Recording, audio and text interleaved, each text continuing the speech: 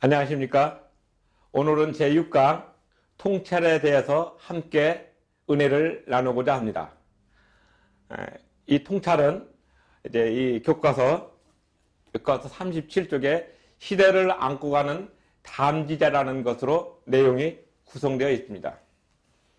일반적으로 통찰하면 통으로 전체를 관찰한다 하는 그런 의미를 많이 지니고 있고, 어떤 분은 전체적인 것을 한눈에 볼 수 있도록 얘기하는 경우가 많습니다.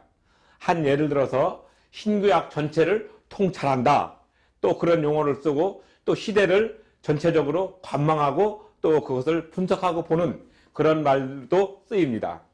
제가 오늘 여러분과 함께 은혜를 나누고자 하는 통찰이라는 용어에 대해서 우리가 다시 한번 생각하고, 지난 1970년대부터 2015년도까지 거의 50여 년을 어떤 관점으로 보고 있는가 하는 것을 간단하게 소개를 드리고, 말씀을 더 깊게 함께 그리고 나누는 귀한 시간이 되기를 바랍니다. 그리고 또 이 LGS TV를 시청해 주시는 모든 분들에게 하나님의 은혜와 또 예수님의 사랑과 성령님의 감동하심이 가슴 속에 빡 박히고 삶 속에서 표현되기를 진심으로 기도드립니다. 그 시대마다 아픔을 갖고 있는 바이러스가 있다 하는 용어가 한때 회자되었습니다. 2010년도에 한병철 교수가 지은 피로사회의 첫 문장입니다. 늘 그 시대마다 아픔이 있었지만 그 아픔을 또 견뎌나고 또 앞길을 새롭게 개척하는 그런 면역력도 함께 있다고 이 책에서 말하고 있습니다.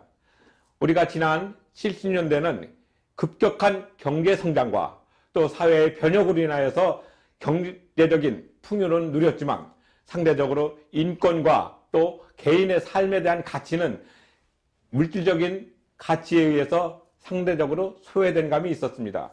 그리고 그 당시에 우리는 군부 독재였기 때문에 그 민주화에 대한 열망이 한편으로 강했지만, 그러한 것들을 소화하기에는 그 당시에 여러 가지 경제적, 정치적 또는 세계사적인 관점에서는 미흡했던 것이 사실입니다.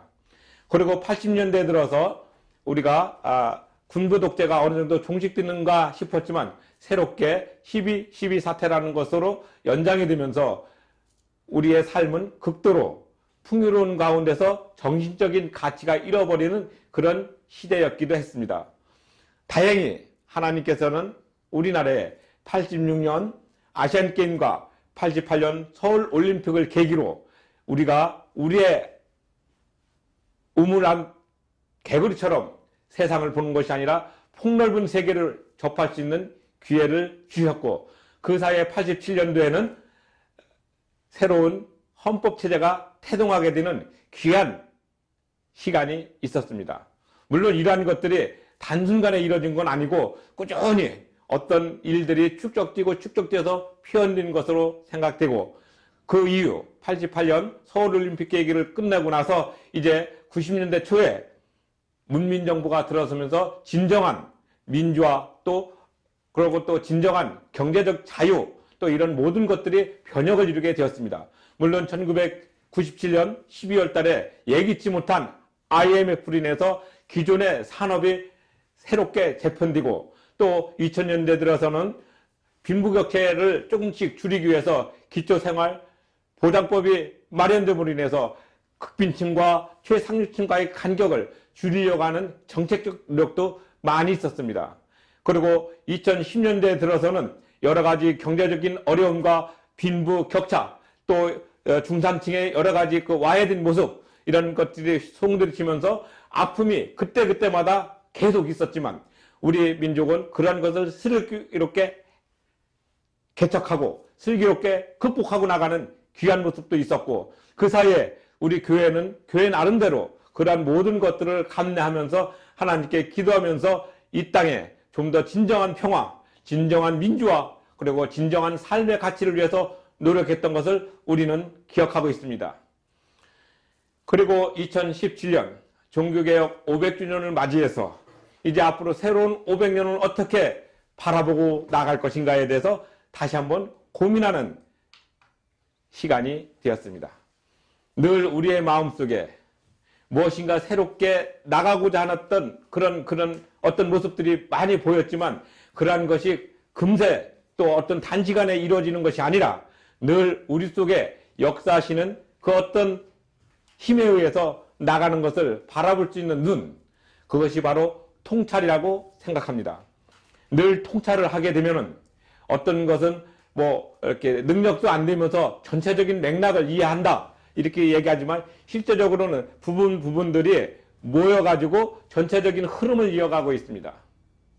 그래서 우리는 이러한 그 미시적인 관계에서 거시적인 관계를 함께 바라볼 수 있는 그런 가치를 가지고 살아가야 되는 그런 다학문적이고 그리고 다양한 변화의 수용도리 속에서 하루하루를 개인이 짊어지고 가고 있습니다.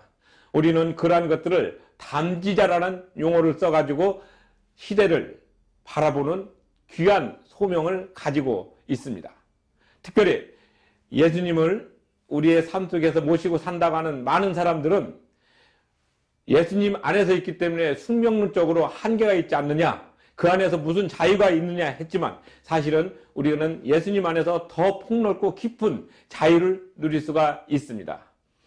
바로 진리가 우리를 자유케 한다는 것인데 그 진리는 바로 예수님을 상징한다고 보면 좋겠습니다.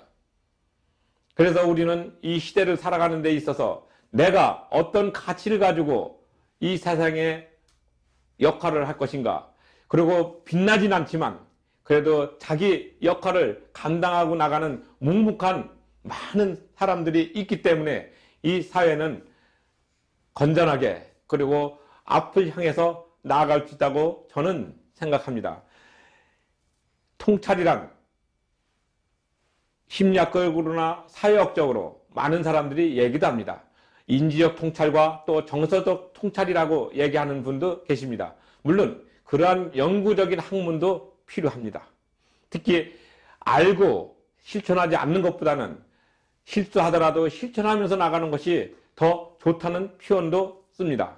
이것을 우리는 정서적인 통찰이라는 용어를 쓰고 있죠. 왜냐하면 우리가 알면은 행해야 되고 행하면은 무언가 변화가 있는 그런 모습을 우리가 가지는데 그런 것들을 많은 분들은 그냥 그렇게 나와 특별한 관계, 예를 들어서 어떤 이득이 있다든지 어떤 나와 가까운 관계가 되지 않으면은 그러한 행동을 하지 않고 그냥 그 자리에서 묵인하고 또 이렇게 삭히는 그런 경향이 많습니다. 그래서 이 도시사회는 익명성 그리고 선으로 연결되어 있다고 얘기합니다. 익명성이라는 것은 많은 사람들이 있지만은 내가 그 사람 다 일일이 알지 못하고, 또 선으로 연결되어 있다는 것은 그 사람은 안 보더라도 이렇게 모바일이나 또는 다른 어떤 매체를 통해서 예를 들어서 SNS나 트위터 또는 메일을 통해 가지고 그런 모든 것들을 이제 교통을 합니다. 그래서 우리는 그런 여러 가지 일들을 우리의 삶 속에서 어떻게 바라보고 종합적으로 이것을 재구성해서 새로운 관계로 가느냐, 이것은 자기 삶에 대한 전시사적인 그런 전체적인 통찰의 모습으로 나타나야 되는 것인데 우리는 그것을 하기에는 많은 어려움과 또 개인적인 능력의 한계가 있습니다. 그래서 이 시대를 안고 가는, 어차피 우리는 지난 70년대부터 80년대, 90년대, 2000년대, 2010년대 지금에 이르기까지 우리는 그때그때마다 여러 가지 어렵고 힘들었다고 얘기하지만 그 어렵고 힘들었던 것을 극복해 나가는 어떤 민초와 같은 생명력을 가지고 있습니다. 흔히 쓰러진 나무는 흔들리지 않습니다. 살아있기 때문에 흔들립니다. 그것은 곧 살아있다는 것을 반증하는 것이고 살아있음으로 인해서 무엇인가 앞으로 나갈 수 있는 것이죠. 우리가 이러한 그 삶을 통찰적인 지혜를 가지고 바라본다면은 지금보다는 더 나은 내일이 기대되고 또 그런 것을 향해서 오늘을 충실하게 보내는 자세가 또한 필요합니다. 저는 이러한 그 통찰의 어떤 모습을 학문적으로나 또는 그 다양한 어떤 관점으로 이해를 하는 것보다 단 한 가지 신앙적인 부분에서 그리고 이 교회법을 어떻게 이해하느냐 하는 그런 관점에서 좀 전제를 좁혀가지고 말씀을 드립니다. 왜냐하면은 통찰이라는 것은 개인이 보는 것마다 또 개인마다 다 다르게 이해될 수 있기 때문에 나는 A라고 얘기했다 할지라도 어떤 사람은 C와 D 또는 다른 쪽으로 이해할 수 있는 부분이 많기 때문에 그렇습니다. 그것을 공감적으로 하나의 그 공감대를 형성하는 것이 중요하고, 또 지금 이 강의는 교회법을 어떻게 이해하느냐, 그리고 교회법을 어떤 가치로 바라볼 것이냐, 그리고 이 시대에 왜 교회법이 필요한가, 그리고 정말 교회법이 필요하다면 어떻게 나가야 될 것인가 하는 여러 가지 방향성과 이런 것들을 어우러서 본다면은, 제가 한 가지 방향을 얘기했다 할지라도 여러분들은 이 방향을 가지고서 다양하게 해석하고 맥락적으로 이해할 수 있는 부분이 생기기 때문입니다. 저는 제가 얘기했던 그 부분에 따라오지 않는다고 해서 틀렸다는 얘기를 하고 싶은 생각은 전혀 없습니다. 다만 의견이 다르다는 것을 서로 인정하고 그 안에서 새로운 가치를 창조하고 창출하고, 그러므로 인해서 우리가 더 나은 플러스 알파를 기대하기 때문에 그렇습니다. 이 교회법이라는 것도 실제적으로 세상법과 또 이제 교회 내의 어떤 통속적인 교회 내에서만 적용되는 법이라고 우리가 많이 생각하고 있습니다. 물론 그것도 틀린 얘기는 아닙니다. 그러나 우리가 교회법이라고 통상적으로 보편적으로 얘기한다면은 믿음을 가진 사람들이 어떠한 삶의 규범을 가지고 나갈 것인가, 이것은 처음에 여러분에게 강의했던 프레임이나 패러다임 또 포커스, 관점, 이런 것과 아울러서 통찰이 새롭게 추가가 됩니다. 우리는 교회 안에서는 통찰이란 단어를 이제 영감이란 단어로 많이 쓰입니다. 그래서 아하, 깨닫는다. 그래서 영어로는 인스피레이션이라는 단어를 씁니다. 보통 통찰은 영어로 표현할 때는 인사이트라는 용어를 쓰지만 우리는 인스피레이션, 영감이라는 단어를 사용합니다. 그게 큰 차이가 있는 것이 무엇이냐? 그것은 큰 차이가 있는 것이 아니라 관점으로서 보는 차이입니다. 그래서 우리가 어떤 일을 했다, 아하란 책도 있습니다. 무언가 깨달음이 갑작스럽게 오는 것, 이것은 배우거나 또는 전수되는 것이 아니라 위에서 내려지는 어떤 반짝이는 지혜가 있어야지 됩니다. 우리는 그것을 성령의 역사심으로 표현을 하고 있습니다.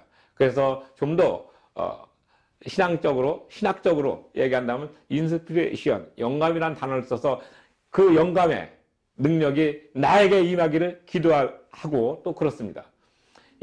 이 단어는 엘리야가 하늘로 갈 때 엘리사가 간구하는 겁니다. 엘리야가 병거 타고 바람을 타고 하늘로 날아갈 때 이스라엘의 마병이시여, 이스라엘의 마병이시 하면서 당신의 영감이 내게 갑절이나 있기를 원합니다. 이런 용어를 씁니다. 그런 절규죠. 결국 엘리야가 하늘로 가고 난 다음에 엘리사는 그 영감의 2배를 받습니다. 그래서 엘리사가 행했던 여러 가지 이적은 엘리야가 행했던 이적의 2배를 꼭 했다고 성경 말씀은 증언하고 있습니다. 마찬가지로 이러한 그 통찰적인 관점, 통찰적인 안목, 이것은 쉽게 얻어지는 것이 아니고 오직 위에서 내려주는 놀라운 지혜라는 사실을 깨달아야 되는데, 우리는 이런 통찰을 억지로 깨맞추거나 어떤 역사적인 사실을 가지고서 분석해서 어떻게 될 것이다 얘기하지만 사실은 그런 것은 많이 틀립니다. 그것은 틀리는 이유가 우리 사람이 하는 일과 또 하나님이 하는 일은 전혀 다른 관점에서 나타나기 때문에 그렇습니다. 그래서 하나님의 생각은 우리보다 높고 깊고 또 높고 또 길기 때문에 우리의 안목으로는 도저히 생각할 수 없음에도 불구하고 우리는 하나님의 능력을 내리고 우리의 능력을 극대화시켜서 같이 붙이려고 하면서 그걸 통찰이라고 얘기를 많이 합니다. 초두에 말씀드렸던 담지자라는 단어, 우리가 이건 엄청 귀한 단어입니다. 왜냐하면 하나님께서는 우리를 이 땅에 내실 때는 허틀게 내신 것이 아니라 다 그 사명을 감당할 수 있도록 소명을 주어서 이 땅에 내보내셨습니다. 근데 우리는 이러한 것들을 잊고 내 인생 내가 마음대로 할 거야 하면서 무가치하게 보내는 경우도 많습니다. 제가 지금 무가치하다고 얘기했던 것은 자기 인생을 그냥 이 세상의 어떤 쾌락과 즐거움, 마약을 한다든지 알코올을 한다든지 또는 도박을 한다든지 또는 다른 자기 몸을 상하게 하는 그런 걸로 인해서 보내시니 곧 하나님의 뜻에 역행하는 그런 삶을 사는 것을 의미합니다. 물론 그것도 한 세상이고 이것도 한 세상이다 얘기할 수 있지만 어떻게 하면은 우리는 하나님의 뜻에 맞는 삶을 우리가 가져야 될 것인가, 이것을 깊이 바라볼 수 있는 눈. 어떤 이는 묵상이라는 단어를 쓰고 또 어떤 사람은 내면의 소리라는 단어를 쓰고 여러 가지 용어를 쓰고 있지만 저는 통찰이라는 단어 하나로 하나님의 지혜를 우리에게 부어달라고 하는 그런 모습을 먼저 전제하고 싶습니다. 늘 우리는 이런 통찰적 삶을 살아야 된다고 많은 사람들이 얘기를 합니다. 그리고 TV나 또는 유명한 강사들도 다 이런 얘기를 많이 쓰고 있습니다. 그러나 그런 용어를 쓰는 것은 단어만 같다 뿐이지 그 단어 속에 있는 깊은 보물과 같은 의미는 많이 깨닫지 못하고 있습니다. 왜냐하면 지금은 하나님의 말씀이 많이 희석되어지고 왜곡되어지고 또 잘못 전해지는 그런 시대에 와 있습니다. 하나님께서는 자기 자신을 우리에게 예시해 줬고 또 자기 자신을 믿음으로 인해서 보여줄 수 있도록 예수님을 이 땅에 보내셨지만 우리는 그 예수님이 누구인지도 모르고 그냥 선지자의 한 사람으로 또는 유명한 사람의 한 사람으로 추앙할 수 있는 그런 모습으로 기념하는 경우도 많이 있습니다. 그러나 제가 지금 말씀드리는 것은 교회법에서 나타나는 하나님의 모습과 예수 그리스도의 모습은 바로 그런 통찰적 지혜를 주심으로 말미암아 그분이 우리 삶의 중심이 되시고 우리 인생의 주인이 되시고 늘 내가 그분의 품속에 있다는 그런 모습을 갖는 그런 영감과 지혜, 이것을 갖는 부분을 통찰이라고 말하고 싶습니다. 우리 몸은 여기서 살고 있지만 이미 예수님을 맞아들인 사람은 우리의 시민권이 하늘에 있다고 분명히 말씀하신 것과 같은 맥락입니다. 잠시 후에 강의를 다시 시작하겠습니다. 여러분들이 이 강의를 들으시고 마음에 드시면 구독과 종 모양의 좋아요를 꼭 눌러주시기 바랍니다. 이 교회법계로는 목사님과 장로님과 안수집사님과 권사님들이 꼭 읽어야 될 필독서입니다. 그리고 또 이 강의 내용을 여러분의 지인들과 친구들에게 SNS 또는 페이스북, 카카오톡으로 널리 공유해 주시면 감사하겠습니다. 그리고 이 교재가 필요하신 분은 LGS TV 화면에 나오는 전화로 연락을 주시면 친절하게 응대해 드리겠습니다. 감사합니다.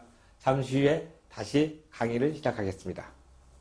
오늘은 제가 교회법을 얘기하면서 통찰을 여러분에게 말씀드리면서 좀 더 신앙적인 부분을 강조하는 이유는 바로 이런 모든 것들이 예수 그리스도에게 포인트가 맞춰져야 되고 포커스가 맞춰야 되고 오로지 그 길로만 가야 되기 때문에 그렇습니다. 이 길을 가야 되는 통찰적 지혜, 통찰적 사고가 선행되지 않는다면 이 세상 모든 것들은 다 쓸모가 없습니다. 사도 바울도 그런 얘기를 했습니다. 자기가 많은 것을 배우고 가말리엘 문화에서 그 뛰어난 어떤 그 모습으로 자기의 위치가 확고하게 있었지만 예수 그리스도를 만나고 난 이후부터는 이 모든 것들은 다 쓸모가 없다고 얘기하고 오직 예수 그분을 향해서 전심전력하여 한다고 고백했습니다. 저는 이런 관점에서 통찰의 지혜가 필요하다고 봅니다. 왜냐하면 예수님을 제외한 통찰은 이 세상의 모든 것들은 쓸모가 없습니다. 그리고 그러한 것은 있을 수가 없기 때문에 그렇습니다. 교회법이라는 것이 우리 실정법적으로 상당히 우리 몸에 다가왔지만 여기에 얽매이는 것이 아니라 이것을 만드시니 그리고 이것을 우리에게 주시니가 누구인지를 먼저 기억해야 되는 것, 그리고 그것을 아는 것이 바로 통찰의 지혜입니다. 눈앞에 보이는 것이 아니라 눈앞에 보이는 뿐만이 아니라 그 너머에 계신 그 예수님의 모습, 그리고 자기 자신을 우리에게 보여줌으로 인해서 우리가 그것을 믿게끔 만들었지만 우리가 죄인 관계로 우리가 너무나 눈이 어두웠던 관계로 그리고 이 현실적인 것을 더 크게 본 관계로 우리는 예수님을 보지 못하는 그런 눈을 가지고 살게 되었습니다. 이제 성경을 통해서 예수님이 누구신지 우리에게 분명히 가르쳐주고 계십니다. 그리고 그러한 것들을 우리가 깨닫고 나가는 것이 통찰적 지혜입니다. 근데 이런 통찰이라는 단어를 우리는 전체적인 어떤 삶의 어떤 궤적을 이렇게 부분으로 나눴던 것을 정리해보는, 또는 역사의 어떤 단락을 이렇게 하나로 묶어서 보는 그런 것을 얘기하는 경우도 있습니다. 그래서 통시적 관점에서 봐야지 된다 하는 그런 얘기 있고, 그런 용어를 우리 성경에서도 신약과 구약을 통시적 관점에서 맥락적으로 봐야 된다 하는 그런 얘기도 많이 합니다. 저는 그것은 틀렸다는 얘기는 하지 않습니다. 그러나 그것보다 더 중요한 것은 그 안에서 역사하시는 예수님의 살아있음을, 그 예수님께서 지금도 우리와 함께 계시다는 그 사실을 늘 호흡하면서 살아갈 수 있는 마음, 그리고 그것을 보면서 나갈 수 있는 마음이 바로 우리의 그 모든 지혜와 모든 것을 다 짜내는 그런 통찰이라고 저는 표현하고 싶습니다. 많은 사람들은 이 통찰을 엄청나게 귀하게, 또 뭔가 이렇게 거대한 것으로 바라보면서 특수한 사람들만 생각하는 걸로 생각하는 경향이 있습니다. 그러나 예수님을 믿는 모든 사람들은 이 통찰적 지혜를 가지고 있습니다.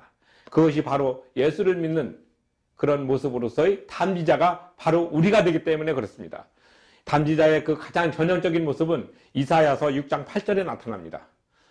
거기에서 이사야가 환상 중에 하나님을 보고 자기는 죽었다고 표현했는데, 하나님께서는 그 입술을 이렇게 부정한 것을 씻어주심으로 인해서 이사야의 눈이 새롭게 뜨여집니다. 보고 나니까 자기 백성들이 너무나 하나님을 잃어버리고 또 모르고 생활하는 그런 짐승과 같은 모습을 보고 날 때, 누가 이 백성을 위해서 가야 될 것인가 말씀하실 때 이사야는 내가 가겠다고 얘기했던 그 부분, 지금 우리는 이 세상에 예수님을 믿지 않는 많은 사람들에게 우리는 예수님을 증거해야 되는 그런 단지자적인 소명을 가지고 이 땅에 왔지만, 그것을 우리는 잘 깨닫지 못하고 그냥 그렇게 사는, 어울렁더울렁 사는 그런 소시민의 모습으로 있는 우리에게 찾아오셔서 저 사람들을 위해서 나를 얘기해야 된다는 그런 지혜를 우리에게 허락하셨습니다. 바로 그것이 통찰적 지혜라고 저는 말씀드립니다. 학문적인 통찰과 또 여러 가지 역사적인 통찰도 있지만, 저는 신앙적인 관점에서 그러한 부분, 담지자로서 이 세상에 외쳐야 되는 부분, 그리고 예수 그리스도를 증거해야 되는 부분, 그리고 그것이 우리가 살아가는 십정법으로서의 교회법에서 나타나는 그런 부분들을 바로 통찰적 지혜라고 전체적으로 어우르고 싶습니다. 우리는 늘 어떤 부분에 있을 때는 그 맥락에 맞는 얘기를 많이 합니다. 성경도 그렇습니다. 성경을 역사적으로 또는 맥락적으로 문자적으로 이해를 하고 그것을 가지고 얘기하는 것은 어떻게 보면 멋있게 보입니다.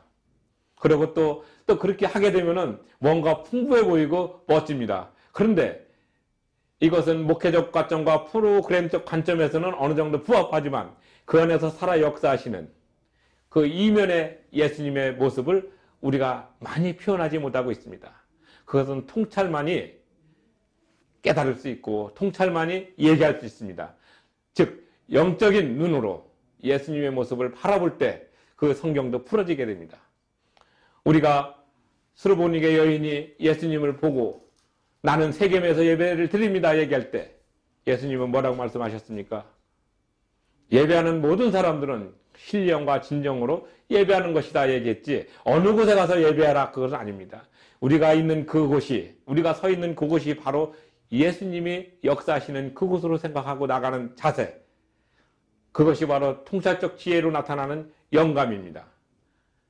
그 영감은 누가 주어주는 것이 아닙니다. 배워지는 것이 아닙니다. 우리는 예수에 대해서 많은 것을 배우고 느끼고 알고 있지만, 그 예수를 내가 인격적으로 만나고 그 만남 속에서 나타나는 어떤 그 모습을 증거하고 있는 모습이 우리 모습인가 다시 한번 생각해 봐야 됩니다.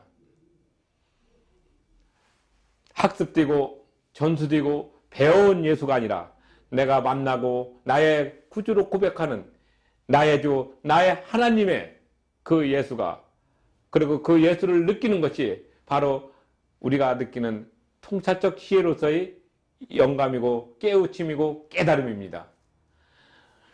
우리는 이러한 삶의 모습에서 오늘은 어떻게 살 것인가, 그리고 어떻게 변화될 것인가, 이런 거에 대해서 너무나 민감하게 생각하지 마시고, 이러한 모든 것들도 하나님께서 계획하셨던 일환으로 나는 묵묵히 걸어가고 있다는 생각, 그것이 바로 통찰을 가진 삶입니다. 우리가 인생을 30을 살든 60을 살든 90을 살든 100세를 살든 그 세월의 간격은 큰 의미가 없습니다. 오늘 지금 이 순간 내가 하나님과 어떤 관계로 바라보고 있는가, 그리고 그 예수가 어떻게 나를 움직이게 있는가, 이런 것을 깨닫는 마음이 바로 통찰의 마음이고, 그 깨닫는 마음이 바로 영감이고, 또 그것이 바로 나한테 주시는 하나님의 큰 선물입니다. 우리는 이런 놀라운 선물을 매일 받아보고 있습니다. 아침에 일어나면서 한없이 부어주고 계시지만 그것을 내가 받아들이고 깨닫는 그런 모습이 돼야 되는 그 모습은 정말 귀합니다. 저는 여러분에게 오늘 통찰을 얘기하면서 설교와 비슷한 어떤 그런 말씀으로 들을 수도 있습니다. 그러나 통찰의 본질적인 의미는 내가 나를 보는 것이 아니라 하나님이 나를 어떻게 감찰하시고 보는 것인가, 그것을 내가 느끼는 그런 관점에서 말씀을 드렸습니다. 시편 139편에도 보면은 그게 나옵니다. 음부에도 계시고 저 하늘에도 계시고 무수부지하시고 정말 내가 어디를 가든지 간에 항상 나와 함께 하신다는 그 모습을 우리가 기억한다면은, 이런 전지전능적인 어떤 삶의 모습에서 나는 어떤 역할로 있는 것인가, 티끌과 같이 보잘것없는 나 자신이지만 내 안에 예수를 모심으로 인해서 내가 귀한 존재로 하나님께서 여겨주신다는 그 깨달음이 바로 통찰의 지혜라고 저는 다시 한번 강조하고 싶습니다. 이제 통찰이란 단어를 가지고서 제가 말씀을 드렸습니다. 시대마다 아픔을 갖고 있는 그 모습, 이 세상 살아가면서 환난과 풍파, 고통과 어려움이 없는 사람이 어디 있겠습니까? 그때마다 죽고 싶다고 생각한 사람도 얼마나 많이 있습니까? 그러나 그러한 모든 것들이 하나님의 관점에서 볼 때는 자기를, 하나님을 더 기억하고 생각하라는 초대장으로 생각하고, 그것을 통해서 더 하나님을 생각하고 예수님의 은혜를 기억할 수 있는 그런 모습으로 내 자신의 마음이 깨달아진다면 그것이 바로 영감이 될 것이고, 그 영감 속에서 하나님의 계획하심을 내가 깨닫게 되는 겁니다. 또 그러한 것을 깨닫도록 하나님께서는 우리에게 은혜를 부어주십니다. 왜냐하면 우리에게 하나님은 절대로 무리한 것을 요구하시지 않습니다. 감당할 만큼, 또 그만큼 어렵고 힘들면은 그 어렵고 힘든 만큼 또 새로운 힘을 넣어주심으로 인해서 그 일을 지혜롭게 극복해 나가면서 하나님께 영광 돌리도록 우리의 삶 자체가 설계되어 있기 때문입니다. 그래서 그러한 것을 깨닫고 나가는 것이 우리가 믿음을 가진 사람으로서 나가는 통찰적 지혜, 우리가 학문적으로 이러쿵저러쿵 분석하고 따지는 그런 지혜가 아니라 예수 그리스도를 통한 전인적인 지혜를 우리에게 주시는 그 모습, 그리고 그러한 것을 우리가 깨닫고 나갈 수 있는 내면적인 힘, 그것이 바로 예수 그리스도께서 우리에게 주어주시는, 그리고 지금 예수님은 나와 함께 하신다는 것과 함께 그 예수님의 행적을 증거해 주시는 성령님의 능력으로 인해서 오늘 하루 우리가 호흡하고 있다는 사실을 깊이 감사하며 나가야 됩니다. 항상 우리의 마음속에 이런 통찰적 지혜를 가지시면 좋겠습니다. 첫 번째는 패러다임, 두 번째는 포커스, 프레임, 관점, 이제 통찰적 지혜. 이제 이런 그 여러 가지 도구가 한꺼번에 종합적으로 이루어지는 것이 부분으로 나눠지는 것은 아닙니다. 이것으로 인해서 이제 교회법을 바라보는 여러 가지 생각의 도구를 소개했습니다. 이제 다음부터는 교회와 또 종교, 국가와 종교, 그 다음에 교회법, 이런 것을 부분적으로 들어갈 때 지금까지 했던 이 여러 가지 그 생각의 도구를 총동원하셔서, 아, 이때는 이런 관점이구나, 아, 이때는 이런 프레임이구나, 아, 이때는 이런 패러다임이구나. 아, 이때는 이렇게 포커스가 맞춰져 있구나 하는 것들을 이해하시게 될 것입니다. 만약에 여러분들이 이 강의를 직접 들으신다면은 1강이나 2강, 3강 이것을 먼저 잘 들으시고 이 강의를 들으시면은 좀 더 이해가 확실할 걸로 확신합니다. 늘 LGS를 사랑해 주시는 시청자 여러분, 오늘도 여러분의 가정과 여러분이 하시는 손꼽 뒤에 주님의 은혜가 충만하기를 기도드립니다. 감사합니다.